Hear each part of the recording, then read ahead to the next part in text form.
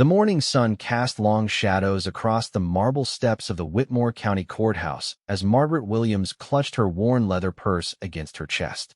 At 62 years old, she had cleaned houses for wealthy families for over 4 decades, but nothing had prepared her for this moment. Her weathered hands trembled slightly as she watched the stream of expensive cars pull up to the courthouse entrance, disgorging lawyers in $1,000 suits and reporters with cameras that flashed like lightning. Margaret had worked for the Blackwood family for 15 years. She had seen Marcus Blackwood Jr. grow from a troubled teenager into a young man who struggled with the weight of his father's expectations. The Blackwood empire stretched across 3 states, built on real estate developments, manufacturing plants, and a chain of luxury hotels.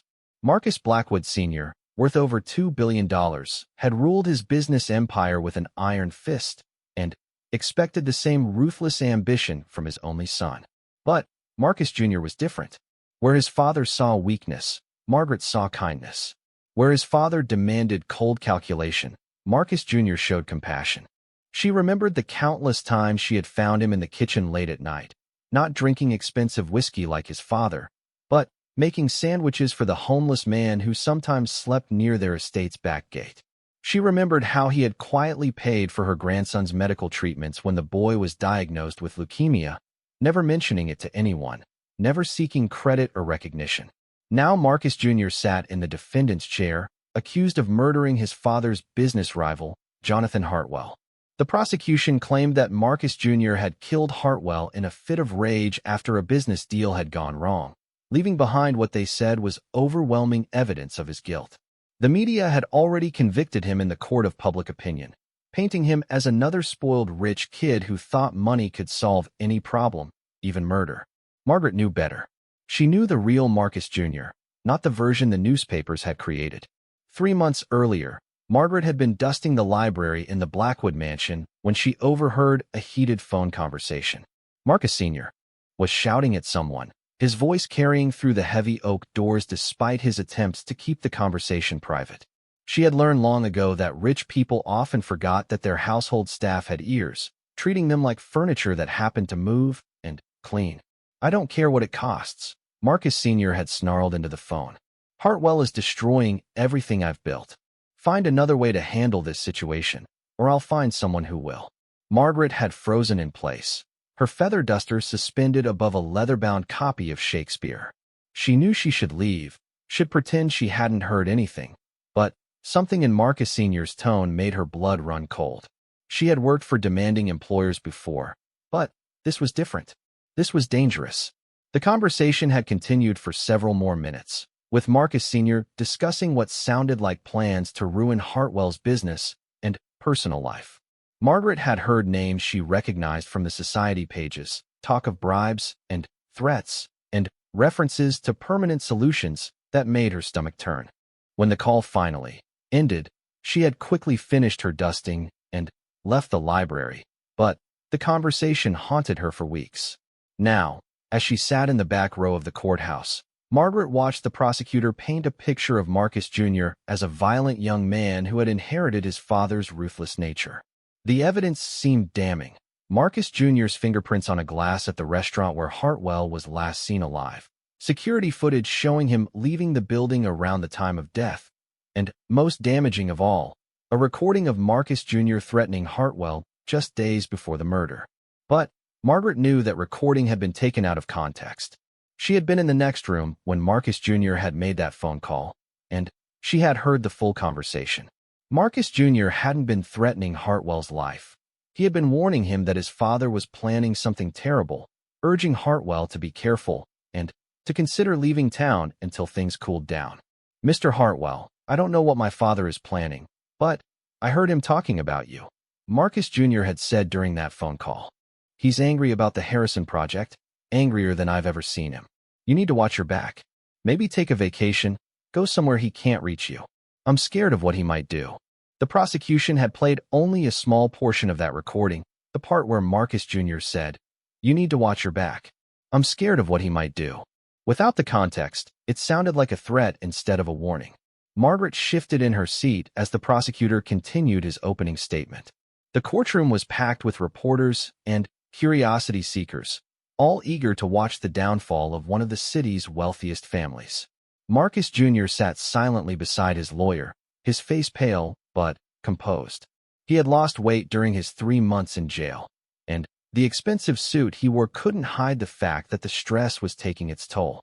She thought about the letter hidden in her purse, the one she had found in Marcus Sr.'s private office the day after Hartwell's murder. She hadn't been snooping. She had been cleaning as usual when she noticed that Marcus Sr.'s usually immaculate desk was covered with scattered papers. Among them was a handwritten note that made her blood freeze. Hartwell problem solved. Payment due as discussed. Burn this note. The note wasn't signed, but Margaret recognized the handwriting. She had seen it countless times on grocery lists, and appointment reminders stuck to the refrigerator. It belonged to Vincent Corelli, Marcus Sr.'s personal assistant and longtime friend. Vincent had worked for the Blackwood family for over 20 years, handling everything from scheduling meetings to making problems disappear. Margaret had always found him creepy, the way he seemed to glide through the mansion without making a sound, the way his cold eyes never seemed to show any emotion. Margaret had taken a photo of the note with her old flip phone, knowing she was risking her job and possibly her safety, but unable to let an innocent man go to prison for his father's crimes. She had hidden the original note in her bedroom at home, wrapped in plastic and tucked inside an old shoebox under her bed. The defense attorney began his opening statement, a thin, nervous man who clearly felt overwhelmed by the media attention and the resources arrayed against his client. He spoke about reasonable doubt and the presumption of innocence, but his words lacked conviction. Margaret could see that he didn't believe in his client's innocence the way she did. During the lunch break, Margaret watched as Marcus Jr. was led away in handcuffs, his head down, his shoulders slumped in defeat. She wanted to call out to him, to tell him that she knew the truth, that she would fight for him, but the bailiffs moved too quickly, and the moment passed. Outside the courthouse, Margaret approached several reporters, hoping one of them might listen to her story. But they all dismissed her as just another attention seeker, another person trying to insert themselves into a high-profile case for their 15 minutes of fame. One reporter actually laughed when she told him she had evidence of Marcus Jr.'s innocence. "Lady, everyone's got evidence," the reporter had said, not bothering to look up from his phone. "Half the city claims they know who really killed Hartwell. Unless you've got a smoking gun, don't waste my time." Margaret walked home that evening feeling defeated. She lived in a small apartment above a grocery store in the old part of town, a 20-minute bus ride from the gleaming towers where the Blackwood family lived their privileged lives. Her apartment was tiny but clean, filled with photographs of her children and grandchildren and the few precious possessions she had accumulated over a lifetime of hard work. She sat at her kitchen table and stared at the photograph on her phone, the image of the incriminating note that could save Marcus Jr. and expose the real killers. She knew that coming forward would mean the end of her job, possibly the end of her career in domestic service. Rich families didn't hire maids who betrayed their former employers, even when those employers were murderers. But Margaret also knew that she couldn't live with herself if she stayed silent while an innocent man went to prison for life, or worse, faced the death penalty for a crime he didn't commit. The next morning, Margaret returned to the courthouse, determined to find a way to get her evidence to someone who would listen. She watched as the prosecution presented witness after witness, each one adding another layer to the case against Marcus Jr. The prosecution's star witness was a restaurant worker who claimed to have seen Marcus Jr. arguing with Hartwell on the night of the murder, describing it as a heated confrontation that had required intervention from security guards. Margaret knew this was another lie. She had been grocery shopping that evening at a store near the restaurant, and she had seen Marcus Jr. in the parking lot, sitting in his car, talking on his phone. He hadn't been inside the restaurant at all. He had been waiting outside, trying to convince Hartwell to meet with him somewhere safe, away from his father's spies and enforcers. As the days passed, Margaret watched the prosecution build their case with a mixture of truth, half-truths, and outright fabrications. She realized that this wasn't just about convicting Marcus Jr. It was about protecting someone much more powerful and dangerous. Someone had worked very hard to make sure all the evidence pointed to Marcus Jr., and Someone had made sure that any evidence pointing in other directions had disappeared. Margaret began to understand that Marcus Jr. wasn't just being framed for murder. He was being sacrificed to protect his father's empire and the web of corruption that had made the Blackwood family billions of dollars. She realized that her testimony and her evidence might not be enough to save him, but she had to try. The prosecution was expected to rest their case by the end of the week, and then the defense would present their side of the story. Margaret knew that this would be her only chance to speak up, her only opportunity to tell the truth before it was too late. On Thursday evening, Margaret sat in her small apartment and wrote a letter to the judge, explaining everything she knew about the case. She included a copy of the photograph from her phone and a detailed account of all the conversations she had overheard in the Blackwood mansion. She sealed the letter in an envelope and placed it on her kitchen table, ready to deliver it to the courthouse the next morning. She didn't sleep much that night, knowing that once she stepped forward, her life would never be the same again. She thought about her grandchildren, about the college funds she had been building for them with her modest savings, about the simple life she had built for herself after years of struggle and hardship. But she also thought about Marcus Jr., sitting alone in his cell, facing the possibility of spending the rest of his life in prison for a crime he didn't commit. She thought about the kind of man he really was, the man who had quietly helped her family during their darkest hours, the man who had inherited his father's wealth, but not his cruelty. Margaret had always believed that the truth had a way of coming out, but she was beginning to realize that sometimes the truth needed help, needed someone brave enough to speak up even when the cost was high. Margaret stood outside the courthouse steps, her worn leather shoes planted firmly on the concrete as she watched the morning's proceedings prepare to begin. The letter in her purse felt heavier than it should, weighted with the knowledge that could change everything. She had arrived early, before the crowds of reporters and legal professionals, hoping to find a quiet moment to approach the right person with her information. Inside the courtroom, the prosecution was building toward their closing arguments. Detective Raymond Torres had just finished presenting the forensic evidence, carefully walking the jury through the timeline of Jonathan Hartwell's murder. According to the official investigation, Hartwell had been killed in his penthouse apartment between 9 and 11 p.m. on a Tuesday night, struck multiple times with a heavy object that was never found. Marcus Jr.'s fingerprints were on a wine glass in Hartwell's apartment, and security cameras showed him entering the building at 8:47 p.m. and leaving at 10:23 p.m. The prosecution argued that this gave him plenty of time to commit the murder and dispose of the weapon. They had also presented phone records showing multiple calls between Marcus Jr. and Hartwell in the days leading up to the murder, calls that the prosecution characterized as increasingly hostile. What the jury didn't know, what no one in the courtroom knew except Margaret, was that those phone calls told a completely different story. Margaret had been present during several of them, and she had heard Marcus Jr. desperately trying to warn Hartwell about his father's plans. Margaret remembered the last call she had witnessed, just 2 days before Hartwell's death.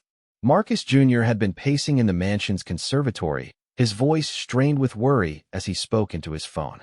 "Jonathan, you have to listen to me," Marcus Jr. had said. "My father met with Vincent yesterday, and I heard them talking about the Harrison project. They're not going to let you expose what happened with those building permits. Vincent mentioned something about making the problem go away permanently." Margaret had been watering the orchids in the conservatory, trying to be invisible as she always did when the family was conducting business. But Marcus Jr. had noticed her and had actually lowered his voice, not to hide his conversation from her, but to protect her from hearing something that might put her in danger.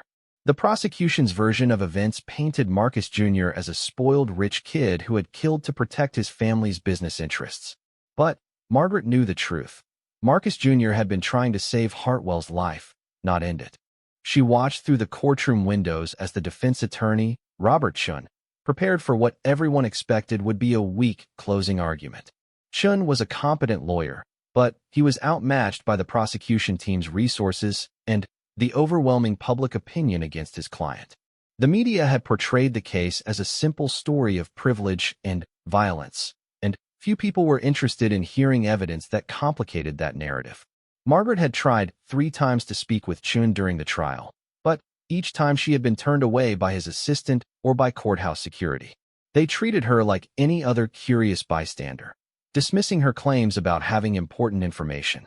She realized that her appearance worked against her, dressed in her simple clothes and speaking with the accent of someone who had never attended law school. She didn't look like the kind of witness who could change the outcome of a high-profile murder trial. But Margaret had not survived 62 years of hard work and disappointment by giving up at the first sign of resistance. She had cleaned houses for families who treated her like furniture, raised 3 children on a maid's salary after her husband died, and put 2 of those children through college by working double shifts and saving every penny. She had faced down landlords who tried to evict her, bosses who tried to cheat her, and doctors who tried to ignore her when her grandson was sick. She was not going to be stopped by courthouse bureaucracy. Margaret decided to take a more direct approach. She knew that the trial was being broadcast live on local television, and she knew that the media was hungry for any new angle on the story. If she couldn't get the lawyer's attention through normal channels, she would have to find another way to make her voice heard. During the lunch break, Margaret positioned herself near the courthouse steps where reporters gathered to film their updates for the evening news. She waited until she spotted Sarah Martinez, a young reporter from Channel 7 who had been covering the trial with more nuance than most of her colleagues. Unlike the other reporters who seemed interested only in the sensational aspects of the case, Martinez had actually questioned some of the prosecution's evidence in her reports. Margaret approached Martinez as she finished taping a segment about the morning's proceedings. "Excuse me, Miss Martinez," Margaret said, stepping forward with her hands folded politely in front of her.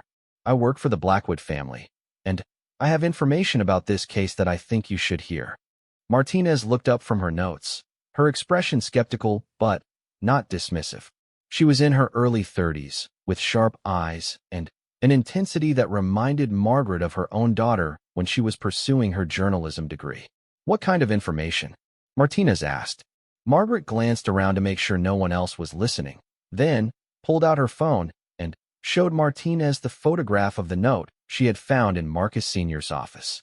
This note was on Mr. Blackwood Sr.'s desk the morning after Mr. Hartwell was killed, Margaret said quietly. "I took a picture of it before someone could destroy it." Martinez studied the image on Margaret's phone screen, her expression growing more serious as she read the handwritten words, "Hartwell problem solved. Payment due as discussed. Burn this note." "You're saying you found this in Marcus Blackwood Sr.'s office?" Martinez asked. "Yes, ma'am. I've been cleaning that house for 15 years, and I know that handwriting. It belongs to Vincent Corelli, Mr. Blackwood's assistant. I've seen him write grocery lists and phone messages hundreds of times." Martinez looked around the busy courthouse steps, then guided Margaret to a quieter spot near a small garden area beside the building. "Tell me everything," Martinez said, pulling out a digital recorder. "And start from the beginning." For the next 45 minutes, Margaret told her story. She described the phone conversations she had overheard, the threatening calls from Marcus Sr., the desperate warnings from Marcus Jr., and the note she had found after Hartwell's murder. She explained how she had tried to contact the defense team and how she had been dismissed by everyone she approached. Martinez listened without interrupting, taking notes, and asking clarifying questions. When Margaret finished her account, Martinez sat quietly for a moment, clearly processing the implications of what she had just heard. "Mrs. Williams, this information could completely change this case," Martinez said. "But I have to ask you, are you prepared for what will happen if you go public with this? The Blackwood family has a lot of power and a lot of resources. They won't take kindly to their employee exposing their secrets." Margaret had been thinking about exactly that question for weeks. She knew that speaking out would likely cost her job and make it difficult to find work with other wealthy families. She knew that powerful people had ways of making problems disappear, and she could become a problem for very dangerous people. But she also knew that her conscience would not allow her to stay silent while an innocent man went to prison. "Miss Martinez, I've worked for rich folks my whole life," Margaret said. "I've seen what money can buy, and I've seen what it can't buy. It can't buy peace of mind when you know you've done wrong. It can't buy back a young man's life when he's been wrongly convicted. And it sure can't buy my silence when I know the truth." Martinez nodded slowly. "I believe you, Mrs. Williams. But we need to be smart about how we handle this. If we go public with your story now, the Blackwood family's lawyers will attack your credibility and try to discredit you before anyone has a chance to investigate your claims properly. What do you suggest? Margaret asked. I think we need to get this information to the judge directly, in a way that forces the court to take it seriously. And we need to do it today, before this trial ends. Martinez explained that she had contacts in the legal community who could help them get Margaret's evidence to Judge Patricia Hawkins, who was presiding over the trial. Judge Hawkins had a reputation for fairness and for not tolerating prosecutorial misconduct, but she also followed proper procedures and wouldn't act on unverified claims. We need to get you sworn in as a witness, Martinez said. Once you're under oath in front of that jury, your testimony becomes part of the official record, and the defense team will be forced to investigate your claims. Margaret felt a mixture of excitement and terror at the prospect of testifying in court. She had never spoken in front of a large group of people before, certainly not in a courtroom filled with lawyers and reporters and television cameras. But she also knew that this might be her only chance to save Marcus Jr. and expose the truth about his father's crimes. Martinez spent the remainder of the lunch break making phone calls and pulling strings with her contacts in the legal community. She spoke with a retired judge who had taught her about courtroom procedures, a criminal defense attorney who specialized in high-profile cases, and a court clerk who could advise them on the proper way to present new evidence during an ongoing trial. By the time court reconvened after lunch, Martinez had developed a plan. She would approach the defense team during the afternoon break and convince them to call Margaret as a last-minute witness. The key would be presenting Margaret's evidence in a way that demonstrated its credibility and importance without giving the prosecution time to mount a counterattack. Inside the courtroom, the prosecution was presenting their final pieces of evidence. They called Vincent Corelli to the witness stand, describing him as Marcus Sr.'s loyal assistant who could testify to the defendant's troubled relationship with his father and his history of violent outbursts. Margaret watched Vincent take the stand with growing anger. She had seen him around the Blackwood mansion for years, but she had never paid much attention to him until recently. Now she studied his face as he swore to tell the truth, noting the cold calculation in his eyes and the way he seemed to choose each word carefully. Vincent testified that Marcus Jr. had been increasingly unstable in recent months, particularly after his father refused to put him in charge of a major business deal.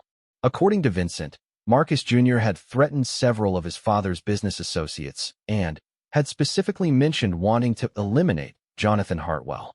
He was angry that his father didn't trust him with important decisions, Vincent told the prosecutor. He felt like he was being treated like a child, and he wanted to prove that he could handle serious business problems on his own. Margaret gripped the edge of her seat as she listened to Vincent's lies. She remembered the real conversations she had witnessed, conversations where Marcus Jr. had expressed frustration with his father's business practices and had worried about the illegal activities he suspected were taking place within the family empire. Vincent's testimony was smooth and convincing, delivered with just the right amount of reluctance, as if he hated to say negative things about his employer's son, but felt compelled to tell the truth. Margaret could see that the jury was buying his performance, nodding along as he painted Marcus Jr. as an unstable young man capable of violence. When the defense attorney cross-examined Vincent, he focused on minor details and inconsistencies in the timeline, but he failed to challenge Vincent's core assertions about Marcus Jr.'s character and mental state. Margaret could see that Robert Chin simply didn't have the ammunition he needed to effectively challenge Vincent's testimony. During the afternoon break, Margaret watched as Martinez approached Chin outside the courtroom. She couldn't hear their conversation, but she could see Chin's expression change from skepticism to interest as Martinez explained Margaret's information and showed him the photograph of the incriminating note. Chin studied the image on Margaret's phone, asked several rapid-fire questions about her employment history and her observations of the Blackwood family, then made a quick phone call to what Margaret assumed was his legal team. 10 minutes later, Chin returned to Martinez and Margaret with a decision. I'm going to call you as a witness this afternoon, he told Marg. The courtroom remained electric with tension long after Margaret Williams had returned to her seat in the gallery. Judge Patricia Hawkins called a 30-minute recess to allow both legal teams to process the bombshell testimony they had just heard. The prosecution huddled around their table in frantic discussion, while defense attorney Robert Chen tried to capitalize on the momentum Margaret had created. During the break, Margaret found herself surrounded by reporters who had previously ignored her attempts to tell her story. Now they thrust microphones and recording devices toward her, shouting questions about her relationship with the Blackwood family and her accusations against Vincent Corelli. Margaret politely declined to comment, knowing that anything she said could potentially harm Marcus Jr.'s case. Sarah Martinez from Channel 7 approached Margaret near the courthouse vending machines, where she had gone to escape the media frenzy. "Mrs. Williams, how are you holding up?" Martinez asked with genuine concern. Margaret took a sip of her coffee and looked out the window at the gathering storm clouds. "I've done what I came here to do, Miss Martinez. The rest is up to the judge and jury now. Aren't you worried about retaliation from the Blackwood family? You've essentially accused them of murder and corruption." Margaret had been thinking about exactly that question since the moment she decided to testify. She knew that powerful people had ways of making their problems disappear, and she might very well have painted a target on her back. "I'm scared, yes," Margaret admitted. "But I'm more scared of what happens to this country when people like me stay quiet while people like the Blackwoods get away with murder. Someone has to speak up, even if it's dangerous." Martinez nodded with respect. She had covered dozens of high-profile trials, but she had rarely seen someone show the kind of courage Margaret had demonstrated. When court reconvened, Judge Hawkins addressed the unusual situation created by Margaret's testimony. The defense had requested permission to recall Vincent Corelli as a witness to question him about the note Margaret had photographed, while the prosecution was demanding time to investigate Margaret's claims before proceeding further. "This court will not delay these proceedings based on unverified allegations," Judge Hawkins announced. However, the defense has the right to recall Mr. Corelli for further cross-examination in light of the new evidence presented. Vincent Corelli returned to the witness stand with visible reluctance. His earlier confidence had evaporated, replaced by the careful wariness of a man who realized that his carefully constructed lies were beginning to unravel. Robert Chen approached him with Margaret's phone displaying the photograph of the incriminating note. "Mr. Corelli, I'm showing you what has been marked as Defense Exhibit A. Do you recognize this handwriting?" Vincent studied the image on the phone screen, his face carefully neutral.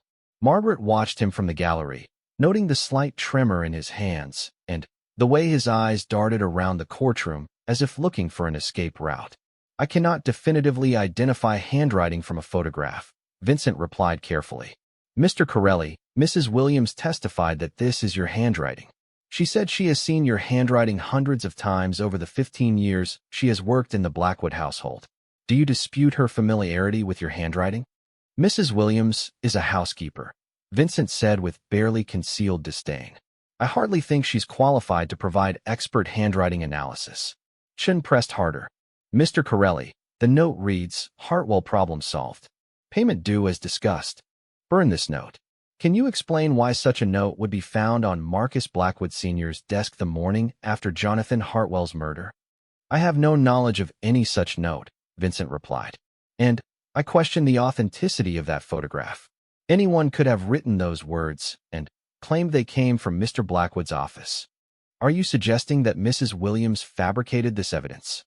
"I'm suggesting that a photograph of a piece of paper is not reliable evidence of anything. Mrs. Williams could have written that note herself." Margaret felt her anger rising as she listened to Vincent's testimony. She had expected him to deny involvement, but to accuse her of fabricating evidence was both insulting and dangerous. If the jury believed that she had manufactured the note, her entire testimony would be discredited. Chun continued his questioning for another 20 minutes, but Vincent stuck to his story. He denied writing the note, denied any involvement in Hartwell's murder, and maintained that his earlier testimony about Marcus Jr.'s alleged threats was accurate.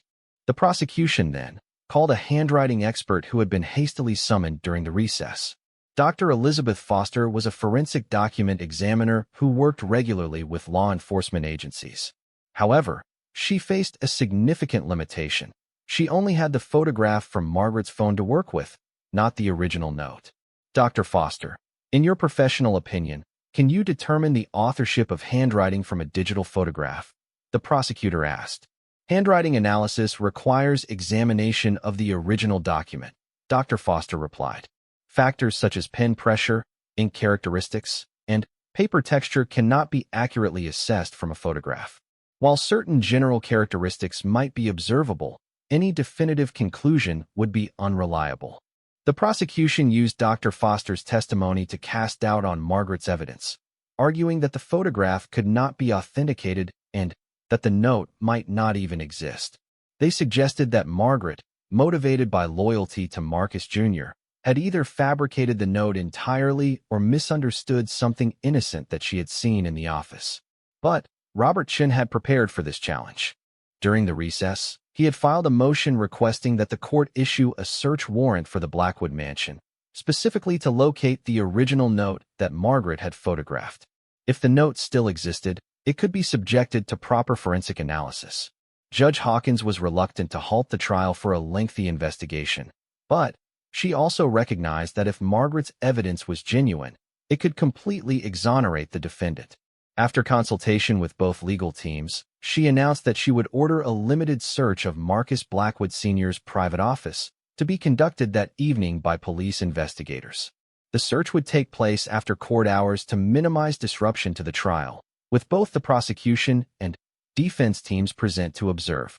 If the original note was found, forensic experts would examine it overnight, and the results would be presented to the jury the following morning. Marcus Blackwood Sr. had been sitting in the gallery throughout the trial, his face a mask of controlled anger. When Judge Hawkins announced the search warrant, his composed facade cracked slightly. Margaret could see the calculation in his eyes as he weighed his options and considered how to respond to this new threat. During another brief recess, Margaret noticed Vincent Corelli speaking quietly with Marcus Sr. near the courthouse entrance. Their conversation was intense, with Vincent gesticulating urgently and Marcus Sr. listening with the cold focus of a man making life and death decisions. Margaret couldn't hear what they were saying, but she could see the fear in Vincent's eyes and the dangerous calm in Marcus Sr.'s demeanor.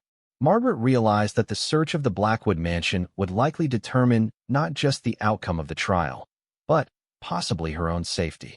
If the original note was found and authenticated, it would prove that she had been telling the truth and expose Vincent as a liar and possible murderer. But if the note had been destroyed or hidden, Vincent's claims that she had fabricated the evidence would appear more credible. That evening, Margaret sat in her small apartment watching the local news coverage of the search warrant being executed at the Blackwood mansion. Television crews had gathered outside the estate's gates, filming as police cars and forensic vans entered the property. The search was expected to take several hours, with results available sometime before court reconvened the next morning. Margaret had given the police detailed directions to Marcus Sr.'s private office and had described exactly where she had seen the note on his desk. She had also provided them with samples of Vincent's handwriting that she had collected over the years, including grocery lists and phone messages that she had saved in a shoebox at home. As she watched the news coverage, Margaret couldn't shake the feeling that she was being watched.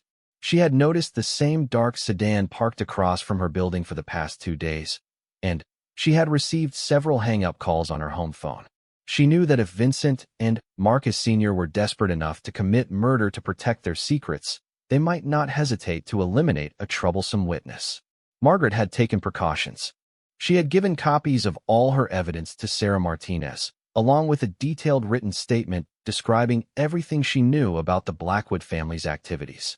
She had also contacted her daughter in Chicago and asked her to be ready to receive an unexpected visit if things went badly. At 11 p.m., Margaret's phone rang. She hesitated before answering, expecting either another hang-up call or bad news about the search. Mrs. Williams? This is Detective Torres with the police department. I wanted to let you know that we found the note. Margaret's heart skipped a beat. You found it? The original note. Yes, ma'am. It was exactly where you said it would be, hidden in a file folder in Mr. Blackwood Sr.'s desk drawer. We're having it analyzed by our forensic team right now, along with the handwriting samples you provided. Margaret felt a surge of relief and vindication. The note existed, proving that she hadn't fabricated anything. But she also knew that finding the note was only the first step. The handwriting analysis would determine whether Vincent Corelli had actually written it, and even if it proved his involvement, there would still be the challenge of connecting Marcus Sr. to the murder plot. "Detective Torres, what happens next?" Margaret asked. "We'll have preliminary results from the handwriting analysis by morning, and those results will be presented to the court. If the analysis confirms that Mr. Corelli wrote the note, we'll probably be making additional arrests before the trial concludes." After hanging up, Margaret tried to sleep, but found herself listening to every sound outside her apartment. She kept thinking about Vincent's testimony, about the cold anger in Marcus Sr.'s eyes, and about the young man whose life hung in the balance. Margaret had worked for wealthy families long enough to understand how their world operated. Money bought protection, influence bought silence, and problems that couldn't be solved legally were often solved through other means. She had stepped into their world and challenged their power, and she knew there would be consequences. But Margaret had also learned something important during her Sith morning of the trial's final day dawned crisp and clear, as if the storm clouds that had been gathering for weeks had finally blown away to reveal the truth underneath. Margaret Williams arrived at the courthouse earlier than usual, her nerves steady despite having spent most of the night awake, waiting for news about the forensic analysis of the note she had photographed. The courthouse steps were crowded with reporters, legal analysts, and curious members of the public who sensed that something significant was about to happen. Word had leaked about the search warrant and the discovery of the note, and speculation was running wild about what the handwriting analysis would reveal. Margaret found a quiet spot in the courthouse lobby and watched the morning news on her phone. The lead story was about the Blackwood trial, with reporters breathlessly discussing the dramatic turn the case had taken after her testimony the previous day. She still found it strange to see herself described as a key witness in a murder trial, when just a week ago she had been invisible to everyone except the families whose houses she cleaned. At 8:30, Detective Torres approached Margaret with a manila envelope in his hand and a satisfied expression on his face. "Mrs. Williams, I wanted to personally deliver the news before court starts," he said. "The handwriting analysis confirmed that Vincent Corelli wrote that note. Our expert is 97% certain, which is about as definitive as handwriting analysis gets." Margaret felt a wave of relief wash over her.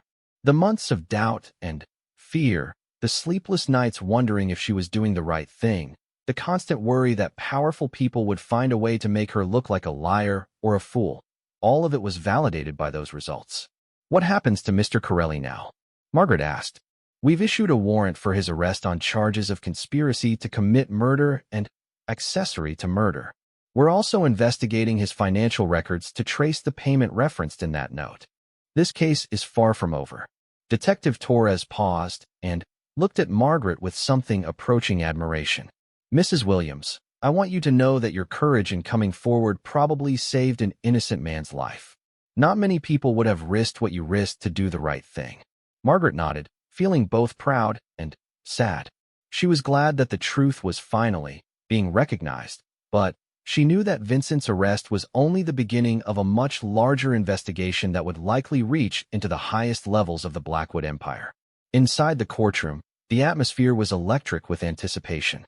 Marcus Jr. sat at the defense table looking hopeful for the first time since the trial began, while the prosecution team huddled in intense discussion about how to respond to this dramatic turn of events. Judge Hawkins called the court to order and immediately addressed the handwriting analysis results. Dr. Foster, the forensic document examiner, presented her findings to the jury, explaining that the original note had been written by the same person who had written the handwriting samples that Margaret had provided. "In my expert opinion, Dr. Foster testified, the note that reads, 'Hartwell problem solved. Payment due as discussed. Burn this note,' was written by Vincent Corelli." The impact on the courtroom was immediate. Several jury members looked shocked, while others nodded as if pieces of a puzzle were finally falling into place. Marcus Jr. closed his eyes and took a deep breath, perhaps allowing himself to hope for the first time in months that he might actually be going home. District Attorney Morrison rose to address the court, his face grim with the realization that his case was collapsing around him. Your Honor, in light of this new evidence, the state requests a recess to evaluate our position and consider whether additional charges should be filed against other individuals. Judge Hawkins granted a 2-hour recess, during which Margaret watched through the courthouse windows as police cars surrounded the building where Vincent Corelli worked. Television news crews followed the police vehicles, broadcasting live as officers entered the building to execute the arrest warrant. Vincent was led away in handcuffs 45 minutes later, his carefully composed demeanor finally cracking as he realized that his lies had been exposed, and his life as he knew it was over. Margaret felt no satisfaction watching his arrest. She felt only relief that the truth was finally being acknowledged. During the recess, Marcus Blackwood Sr. made his first and only public statement about the case. Standing on the courthouse steps surrounded by his team of expensive lawyers, he denied any involvement in Jonathan Hartwell's murder and distanced himself from Vincent Corelli's actions. I am shocked and dismayed to learn that someone I trusted with important responsibilities may have been involved in this terrible crime. Marcus Sr. read from a prepared statement. Vincent Corelli acted entirely on his own, without my knowledge or authorization. I will cooperate fully with the ongoing investigation. Margaret watched the press conference from inside the courthouse, noting how carefully Marcus Sr. had crafted his words to avoid any admission of guilt while throwing Vincent under the bus. She knew that proving Marcus Sr.'s direct involvement would be much more difficult than exposing Vincent's role in the murder. When court reconvened, the prosecution made an extraordinary announcement. District Attorney Morrison stood before Judge Hawkins and formally moved to dismiss all charges against Marcus Jr., citing the new evidence that pointed to other suspects and the reasonable doubt that had been created by Margaret's testimony. The state no longer believes that we can prove beyond a reasonable doubt that Marcus Blackwood Jr. committed this crime, Morrison announced. In the interest of justice, we are dismissing all charges and will focus our investigation on other suspects who appear to have been involved in Mr. Hartwell's murder. The courtroom erupted in cheers and applause, with reporters rushing to file their stories about the dramatic conclusion to one of the year's most high-profile trials. Marcus Jr. embraced his lawyer, tears streaming down his face as he realized that his nightmare was finally over. Judge Hawkins called for order and formally dismissed the charges, declaring Marcus Jr. a free man. She also took the unusual step of commenting on Margaret's role in the case. This court recognizes that justice has been served today largely because of the courage and integrity of Mrs. Margaret Williams, Judge Hawkins said.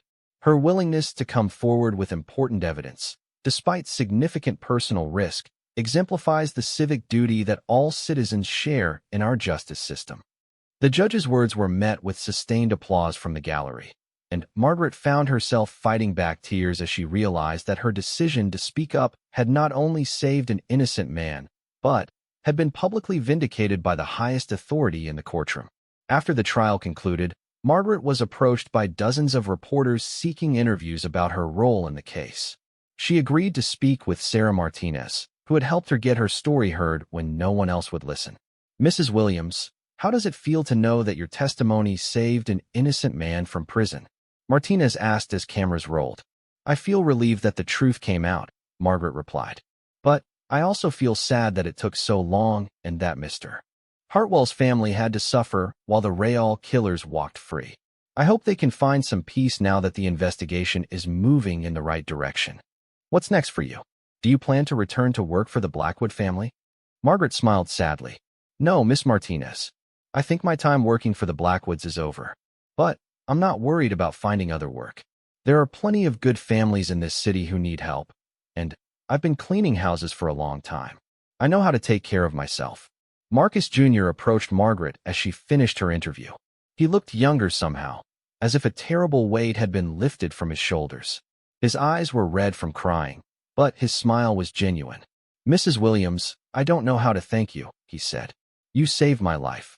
Margaret reached out and patted his arm gently, the same way she had comforted him years ago when his father had been particularly harsh with him.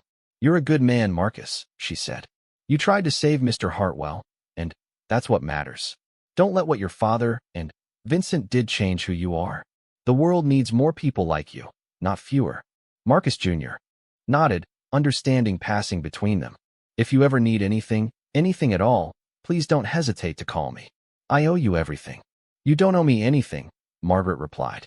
Just promise me you'll use your freedom to do good in the world. That's payment enough. 3 months later, Margaret was working for a new family, a young couple with twin toddlers who treated her with respect and appreciation. She had received dozens of job offers after her role in the trial became public, and she had chosen to work for people who valued her for more than just her cleaning skills. Vincent Corelli had been convicted of conspiracy to commit murder and sentenced to 25 years in prison. His confession had implicated Marcus Blackwood Sr. in the murder plot, but proving the billionaire's guilt had proven more difficult than prosecutors had hoped. Marcus Sr. had hired the best defense lawyers money could buy, and the case against him was still working its way through the courts. Marcus Jr. had used his inheritance to establish a foundation dedicated to helping wrongfully convicted individuals, and he had personally funded legal defense for several people who couldn't afford quality representation. He visited Margaret regularly, bringing pictures of the homeless shelter he was helping to fund and updates on the various charitable projects he was supporting. Margaret had also become something of a celebrity in her own right.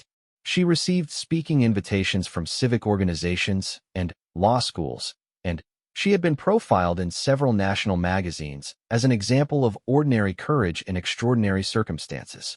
But Margaret's favorite recognition came from an unexpected source. Judge Hawkins had written her a personal letter, thanking her for her service to the justice system and noting that her testimony had restored the judge's faith in the power of individual citizens to make a difference. Your courage in speaking truth to power, the judge had written, reminds all of us that justice depends not just on lawyers and judges, but on ordinary people who are willing to do what's right, even when it's difficult. Margaret kept that letter in a frame on her kitchen table, next to photographs of her children and grandchildren. On difficult days, when she wondered if she had made the right choice in speaking up, she would read the judge's words and remember that sometimes the most important thing a person could do was simply tell the truth, regardless of the consequences. The case had changed Margaret's life in ways she was still discovering.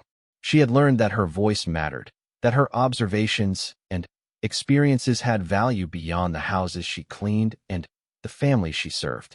She had discovered that courage wasn't about being fearless, it was about being afraid and speaking up anyway.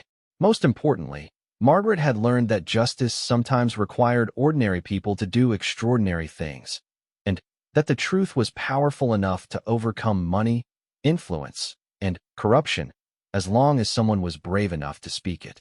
On quiet Sunday mornings, when she sat in her small apartment reading the newspaper and drinking coffee, Margaret would sometimes think about all the secrets she had learned over the years while working in other people's homes. She wondered how many other injustices were hidden behind the closed doors of powerful families, protected by money and silence. But Margaret also knew that she had set an example that others might follow. She had shown that even someone with no power or influence could make a difference when they had the courage to stand up for what was right. The truth, Margaret had learned, was like sunlight. It had a way of breaking through even the darkest shadows when someone was brave enough to let it shine. XTY 2 years. Sometimes doing the right thing required risking everything, and the cost of staying silent was often higher than the cost of speaking up. She had watched too many good people destroyed by the selfishness and cruelty of the powerful, and she had decided that Marcus Jr. would not be another victim if she could prevent it. The next morning would bring the forensic results that could either vindicate her testimony or destroy her credibility forever. Margaret knew that whatever happened, her life would never be the same again. She had crossed a line that domestic workers were never supposed to cross, challenging her employers and exposing their secrets in the most public way possible. But as Margaret finally drifted off to sleep, she felt something she hadn't felt in years.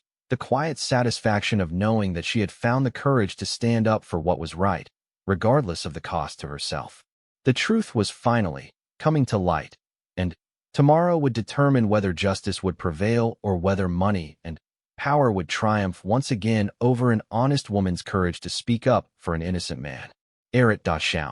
But I need you to understand that once you take that stand, you'll be under oath, and the prosecution will do everything they can to discredit you. They'll question your motives, your memory, your loyalty to your employer, and anything else they can use to make you look unreliable. Margaret straightened her shoulders and looked Chun directly in the eyes. Mr. Chun, I've been questioned by better people than those prosecutors, and I've never backed down from the truth in my life. I'm ready to tell this jury what I know. Chun nodded and went to file the necessary paperwork with the court. Within an hour, Judge Hawkins had agreed to allow Margaret to testify as a defense witness, despite the prosecution's objections about the late addition to the witness list. As Margaret prepared to take the stand, she thought about all the years she had spent invisible in the backgrounds of other people's lives, cleaning their homes and keeping their secrets. She had always believed that her role was to observe and serve, not to speak out or challenge authority. But sometimes, Margaret realized, being invisible gave you the perfect position to see the truth that others missed. And sometimes, the most important thing you could do was step out of the shadows and speak that truth, regardless of the cost. Friday morning arrived gray and cold, with storm clouds gathering overhead as if the weather itself sensed the drama about to unfold in the courthouse. Margaret dressed carefully in her best black dress, the one she wore to church on Sundays and to funerals for friends who had worked themselves to death in service to families who barely remembered their names. She walked to the bus stop with her letter tucked safely in her purse, knowing that she was about to set in motion events that would either save an innocent man or destroy her own life in the attempt. The bus ride to the courthouse seemed to take forever, each stop bringing her closer to a moment that would define not just her own future, but the future of a young man who had shown her more kindness and respect than his own father ever had. Margaret had made her choice. Now she had to find the courage to see it through.